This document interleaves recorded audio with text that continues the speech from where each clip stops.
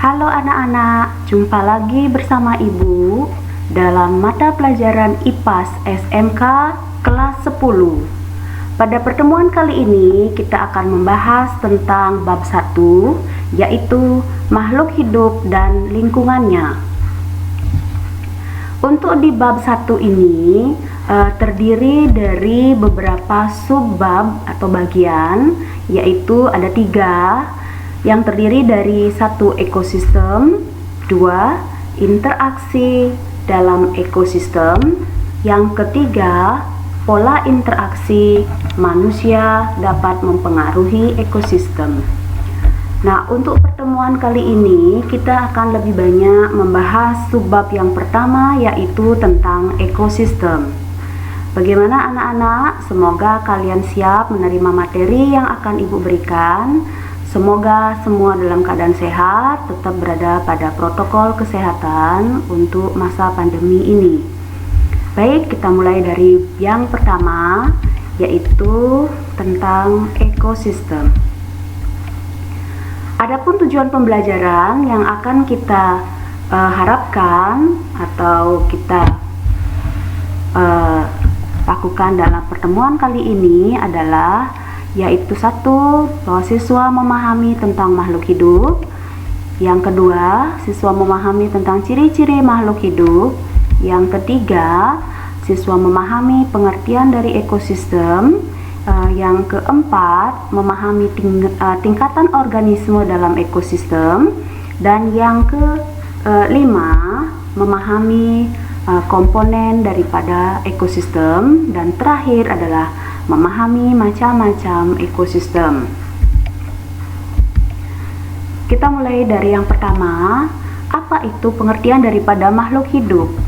Ya, kalian perhatikan slide yang ditayangkan di depan, bahwa makhluk hidup adalah suatu organisme yang dapat mempertahankan dirinya dari berbagai perubahan lingkungan dan dapat berkembang biak untuk melestarikan jenisnya. Nah, apa ciri-ciri daripada makhluk hidup itu? Makhluk hidup dalam hal ini terdiri dari manusia, hewan, dan tumbuhan. Ya, ketiga, makhluk hidup itu memiliki ciri-ciri seperti yang kalian perhatikan. Ya, yang pertama, bahwa ciri makhluk hidup bisa bernafas. Yang kedua, bergerak. Kemudian tumbuh. Kemudian yang keempat, berkembang biak. Kemudian kelima, peka terhadap rangsangan, mampu beradaptasi, mengeluarkan zat sisa, dan memerlukan makanan. Kemudian kalau kita perhatikan dari gambar yang ada, ya, apa sih yang dimaksud dengan ekosistem? Ekosistem itu berasal dari kata oikos dan sistem. Ya. Oikos artinya rumah dan sistem artinya hubungan timbal balik.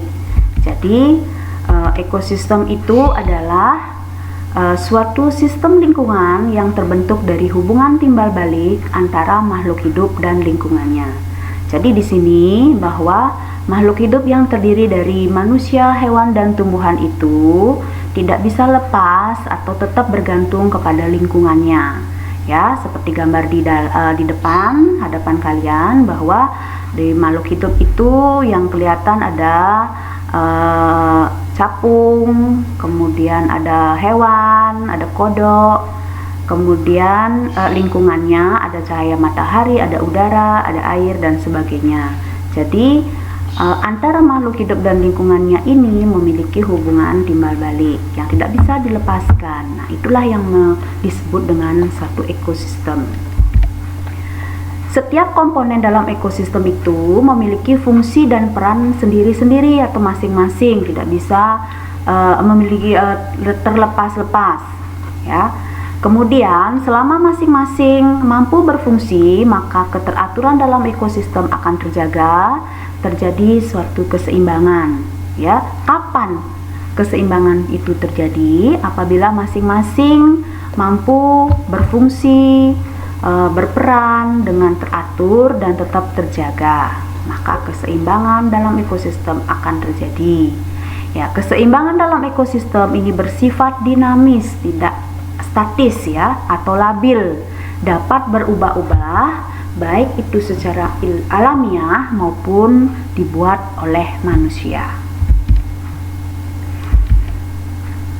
Nah, kalian perhatikan gambar yang ada di depan.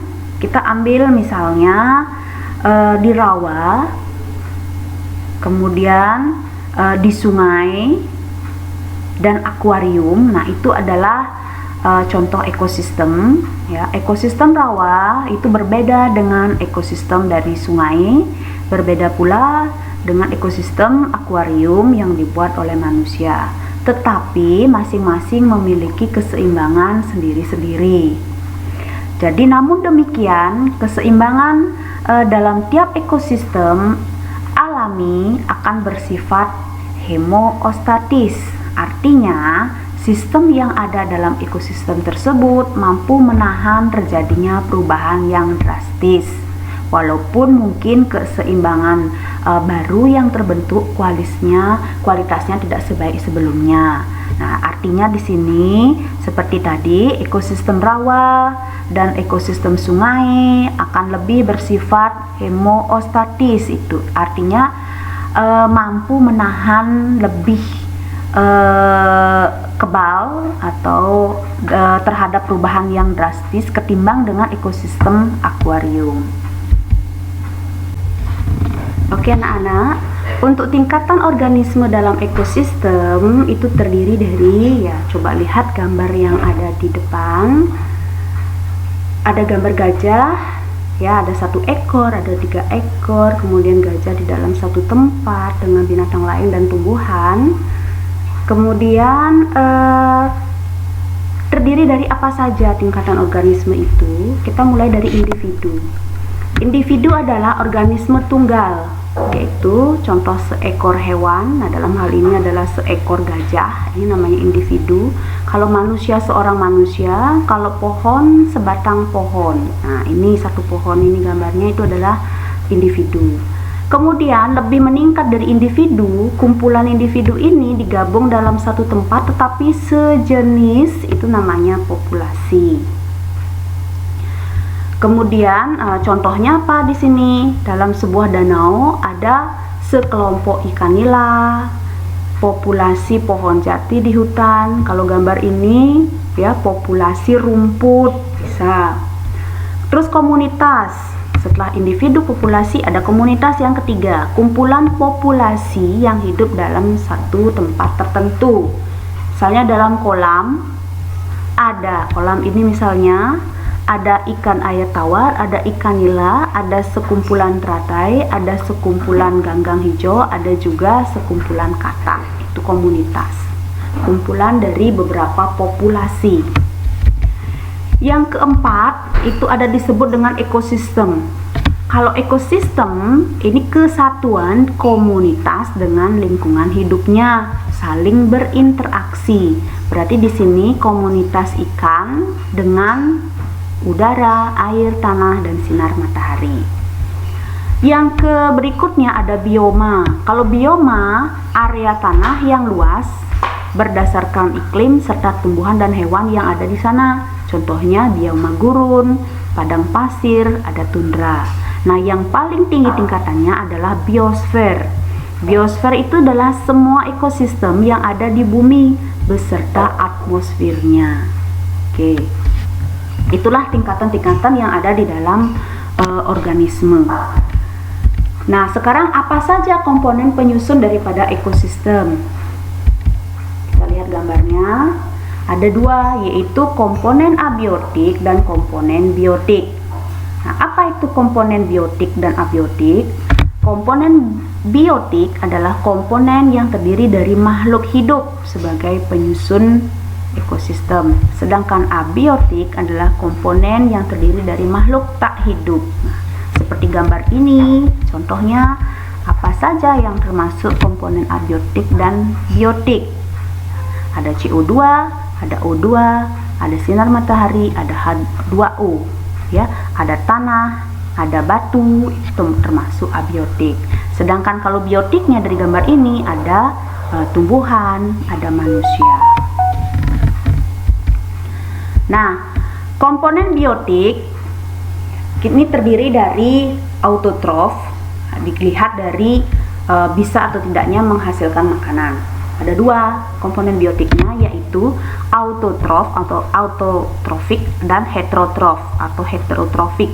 Kalau auto itu bisa menghasilkan sendiri makanan atau menghasilkan zat hijau daun dan bisa melakukan fotosintesis, contohnya tumbuhan hijau. Kalau hetero, dia tidak bisa menghasilkan makanan tetapi makanannya diambil dari tumbuhan hijau, contohnya manusia dan hewan. Nah, seperti gambar, ini adalah biotik, sedangkan 2, 3, 4 ini adalah hetero. Apa saja penyusunnya? Ini ada 3 ya, ada produsen, ada konsumen, ada pengurai. Produsen berarti termasuk juga auto, ya, tumbuhan hijau menghasilkan atau menciptakan makanan sendiri. Konsumen dan pengurai ini termasuk hetero karena tidak bisa menghasilkan makanan sendiri, tetapi ini fungsinya kalau konsumen itu mengkonsumsi makanan yang sudah jadi, contohnya hewan dan manusia. Sedangkan kalau pengurai bertugas menguraikan organisme yang mati menjadi bahan yang lebih sederhana, akan dikembalikan lagi ke alam. Sehingga setelah kembali diuraikan akan digunakan lagi oleh produsen.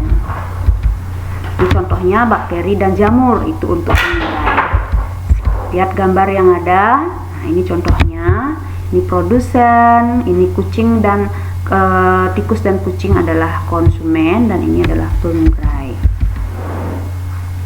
Komponen abiotik terdiri dari apa contohnya? Tanah, suhu, air, udara, dan sinar matahari. Kalau kita lihat dari gambar, ini tanah dengan kandungannya, kemudian ada suhu, ada air, ada udara mengandung CO2, mengandung O2, ada sinar matahari.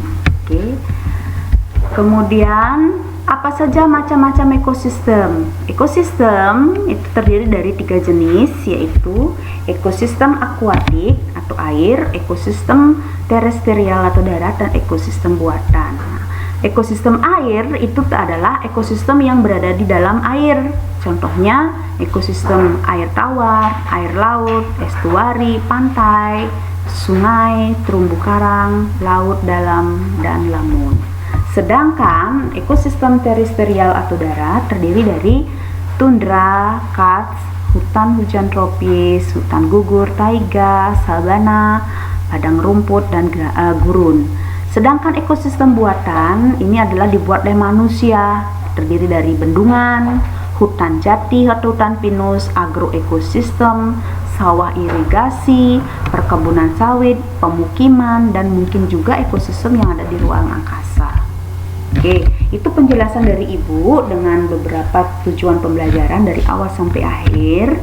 Nah, seandainya kalian kurang pahami, kalian bisa putar-putar ulang lagi materi yang Ibu berikan dari awal, sehingga diharapkan kalian bisa melakukan menyelesaikan latihan yang Ibu berikan. Latihannya sangat sederhana, kita lihat. Oke, gambar ini. Nah, ini ada gambar dengan yang diberikan, ada tanda tanya, artinya pertanyaannya apa gitu. Kalian bisa putar ulang lagi untuk ke depan, sudah berikan Ibu materinya, coba cek ulang lagi ke depan. Nah, bisa dijelaskan. Nah, ini lagi gambarnya, pertanyaan atau tanda tanya lagi. Oke, jelaskan tentang 2 gambar di atas ya. Anak-anak, mohon ini dijawab dengan baik, nanti akan bisa kita diskusikan nanti di pertemuan berikutnya jam Ibu dalam Meet ataupun dalam classroom. Jadi 2 soal ini ya. Oke, bisa diulang-ulang video yang Ibu berikan Ya, itu saja materi dari Ibu tentang subbab pertama dari bab 1, yaitu tentang ekosistem. Apabila ada masalah, kalian bisa putar ulang videonya, kemudian selesaikan soal latihannya. Dan apabila ada pertanyaan bisa nanti hubungi Ibu. Ya, Ibu minta jangan lupa untuk di like dan subscribe materi dari yang Ibu berikan ini. Sekali lagi terima kasih, sampai jumpa pada pertemuan berikutnya dan materi yang lain untuk materi IPAS SMK kelas 10. Terima kasih, sampai jumpa.